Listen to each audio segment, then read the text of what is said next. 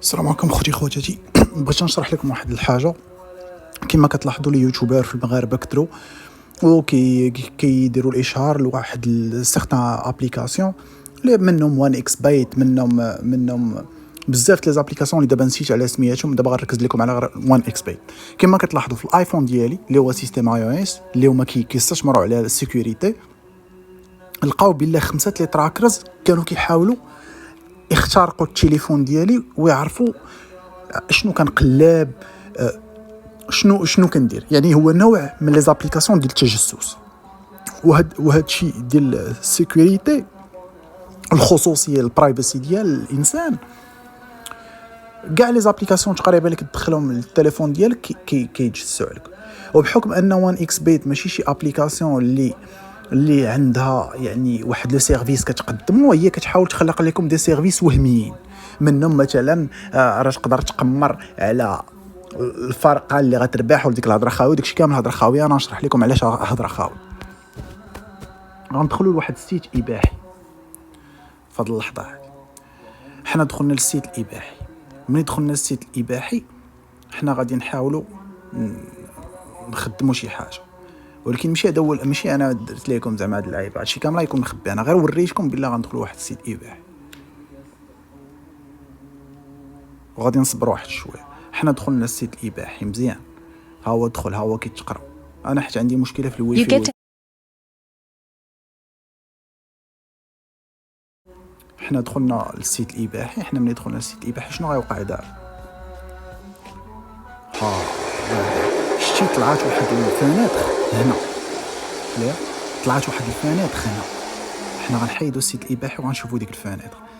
شتيهم هذا هو السيت الاير ريفيتش ريو. دابا هذا راه شي كتبان لكم واحد وان اكس، هاي مكتبان. المهم كتبان لكم واحد وان اكس هنايا، راه هذا ديال وان اكس بي. هاهي وان اكس بيت برو، وان اكس اورو. علاش كيديروا هادشي كيديروا باش يتجسسوا على بنادم. يعني اي واحد دخل لي زابليكاسيون، المشكله ان اليوتيوبر الفريق ديال الرجاء والحكومه سامحه بهادشي والدوله سامحه بهادشي، بحال ما عارفاش، بحال ما عندهاش مهندسين في الدوله في المعلوميات. فين هو داك المحترف ولا المقنزع؟ المهم دور ب100 حي. عاوتاني غير باش نشرح لكم غابيدمون، الملايين من الناس اللي كيستعملوا بحال هاد المواقع ديال الاباحيه، يعني حنا كندويو على وان اكس بايت. وان اكس بيت راه مرتبط ارتباط اولي مع البورن هوب وبزاف ديال لي سيت من هذا النوع.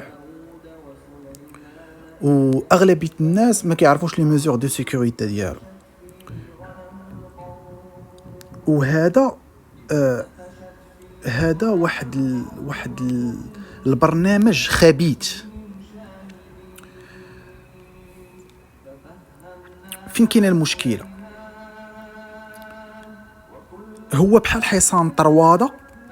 هو انك ملي كتكليكي عليه كيبقى يطلع لك ميساجات بحال خصك ابديت في الجوجل كروم، بحال خصك تحديث هادي. المشكله بنادم ما كيتسوقش لهادشي.